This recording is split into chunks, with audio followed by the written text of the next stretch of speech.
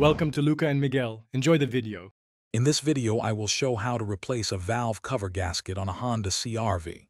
First, you'll want to confirm your gasket is leaking. Look for oil seeping around the top of the engine. Next, gather your tools. You'll need a 10mm socket, a ratchet, and a torque wrench. It's also crucial to let your engine cool down completely before you start. This ensures your safety and helps the new gasket seal correctly, making the job much easier. Now, let's get that old gasket out. Begin by carefully disconnecting and moving any hoses, wires, and ignition coils that are attached to the valve cover.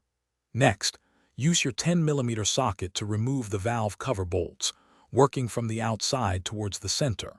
Gently pry the valve cover loose, then remove the old gasket and spark plug tube seals. Finally, thoroughly clean all mating surfaces to ensure a perfect seal for the new gasket. With the surfaces clean, it's time for the new gasket. First, firmly press the new spark plug tube seals into their spots on the valve cover. Then, carefully seat the new valve cover gasket into its groove. If your vehicle requires it, apply a small, thin bead of RTV sealant to the sharp corners of the cylinder head. Now, gently lower the valve cover back onto the engine, taking care not to dislodge the new gasket or smear any sealant.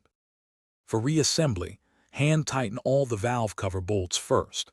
Then, using your torque wrench, tighten them to about 7 to 9 foot-pounds in a cross pattern, starting from the inside and working your way out. Reconnect all the hoses, wires, and ignition coils you removed earlier, ensuring everything is secure. Finally, start your engine and carefully check around the valve cover for any oil leaks, confirming a successful replacement.